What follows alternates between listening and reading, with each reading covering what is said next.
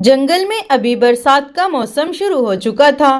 कई दिनों से बारिशें हो रही थी। पंछियों के घोंसले पहले तो पत्तों से सुरक्षित थे, मगर अब तो उनके घोंसले टपकने लगे थे और उनके घोंसलों में पानी भरने लगा था। अरे सुंदरी, तुम कल से जाग रही हो, अब तुम थोड़ी देर सो जाओ। अजी, मैं कैसे सो जाऊं? बारिश के पानी में कैसे नींद आएगी? आप चिंता मत करो, कोई बात नहीं। आप भी तो मेरे साथ जाग ही रहे हो। रंगू और रीमा के घोंसले में भी पानी भर रहा था। वो दोनों अपने घोंसले के पास बैठे थे। रंगू जी, अगली बार बरसात शुरू होने से पहले ही हमें अपना लकड़ियों का पक्का घर बनाना ही होगा और हम बना ही लेंगे। बस इस बार की बरसात गुजर जाए। हाँ हाँ, हम सब लोग ऐसा ही बोलते हैं, लेकिन जब बरसात गुजर जाती है तब हम भूल जाते हैं। नहीं नहीं रंगू जी, इस बार तो हम बना ही लेंगे। बारिश में भीग भीग कर मेरे पंख दुखने लगे हैं। इधर मिट्ठू तोता और मिट्ठी तोती भी अपने घोंसले में डरे बैठे थे, क्योंकि उनका घोंसला सबसे बहुत कमजोर था। लाड़ो भी अपने घोंसले में बैठी अपने बच्चों के साथ बातें कर रही थी। बच्चों, मेरी माँ का घोंसला ऐसी बारिश में भी बहुत सुरक्षित हुआ करता था। माँ, लेकिन वो कैसे? ऐसी बारिश में भला घोंसला कैसे सुरक्षित हो सकता है? अरे बच्चों, मैं बताती हूँ। मेरी माँ ने अपने घोंसले के ऊपर खजूर के पत्तों से बना हुआ एक छाता लगा रखा था, इसलिए बारिश का पानी उनके घोंसले में नहीं आता था। अरे वाह माँ, खजूर के पत्तों से छाता, वो तो हम भी बना सकते हैं। हाँ बच्चों, बना तो हम भी सकते हैं, मगर क्या करें, इस जंगल में खजूर का कोई भी पेड़ नहीं है। नहीं नहीं माँ, इस जंगल में भी है खजूर का पेड़। पहाड़ों के पार 2 खजूर के पेड़ हैं, मैंने अभी कल ही देखे थे। पिंकी बेटा, आपने मुझे पहले क्यों नहीं बताया? जल्दी चलो, हम अभी खजूर के पत्ते लेकर आते हैं। लाड़ो अपने बच्चों के साथ खजूर के पत्ते लेने निकल पड़ती है। तेज बारिश में उड़ना बहुत मुश्किल हो रहा था, लेकिन बच्चे फिर भी उड़ रहे थे। बच्चे बहुत खुश हो रहे थे, क्योंकि वो जानते थे छाता बन जाने के बाद वो सुकून की नींद सो पाएंगे। थोड़ी देर उड़ने के बाद तीनों खजूर के पेड़ों के पास आ जाते हैं। माँ, ये देखो, ये रहे खजूर के पेड़। अरे वाह पिंकी बेटा, ये तो सच में खजूर के पेड़ हैं। मुझे तो इनके बारे में पता ही नहीं था। फिर लाड़ो जल्दी से कुछ पत्ते तोड़ लेती है। पत्ते लेकर वो तीनों अपने घोंसले के पास आ जाते हैं। पत्ते लेकर तीनों अपने घोंसले वाले पेड़ के नीचे बैठ जाते हैं। पिंकी और टीलू, मुझे देखते रहना कि मैं कैसे इन पत्तों से छाता बनाती हूँ।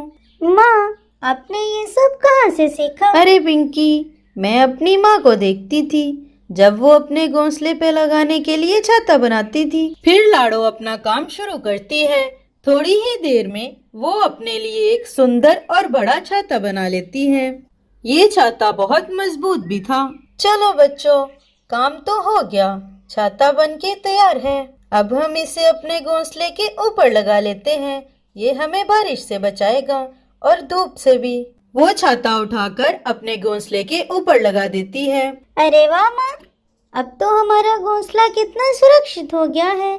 अब तो बारिश का पानी हमारे घोंसले में नहीं आएगा और हम सुकून से सो सकेंगे। कुछ दिनों से बच्चे जाग रहे थे।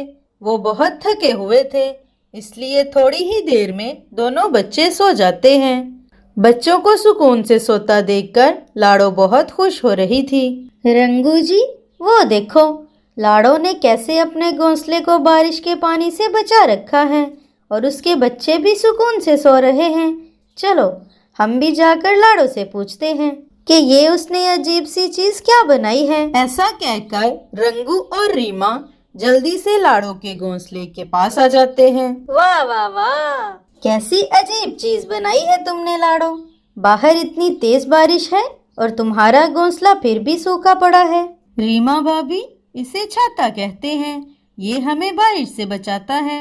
आप एक काम करो, आप भी पहाड़ों से जाकर खजूर के पत्ते ले आओ। मैं आपको भी ऐसा छाता बना देती हूँ। लाड़ो ने ऐसा कहा ही था कि रीमा और रंगू तेजी से खजूर के पत्ते लेने भाग जाते हैं। उड़ते उड़ते वो दोनों सुंदर कबूतर और मिट्ठू तोते को भी साथ ले लेते हैं। जल्द ही सारे पहाड़ों के पार आ जाते हैं और खजूर के पत्ते तोड़ने लगते हैं। ठीक है, मगर हम इन पत्तों से करेंगे क्या? साथियों, तुम बस देखते जाओ, लाडो हमें इन पत्तों से क्या बना कर देती है। फिर सारे पक्षी खजूर के पत्ते लेकर जल्द ही लाड़ो के पास वापस आ जाते हैं।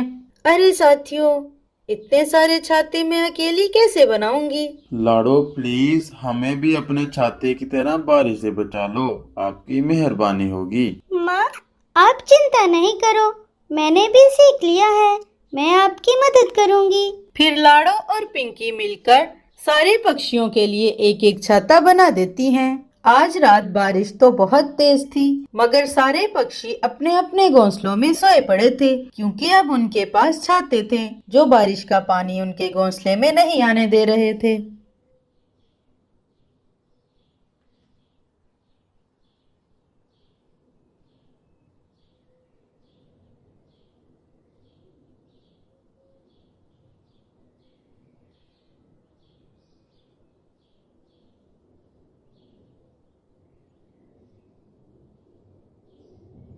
दोस्तों, आप सब से एक रिक्वेस्ट है, आप सब हमारी कहानी देखते तो हो मगर चैनल को सब्सक्राइब नहीं करते। अगर आपको सफारी बडीज की कहानियाँ अच्छी लगती हैं तो प्लीज़ चैनल को सब्सक्राइब कर देना, इससे हमें नई नई कहानियाँ बनाने का मोटिवेशन मिलता है।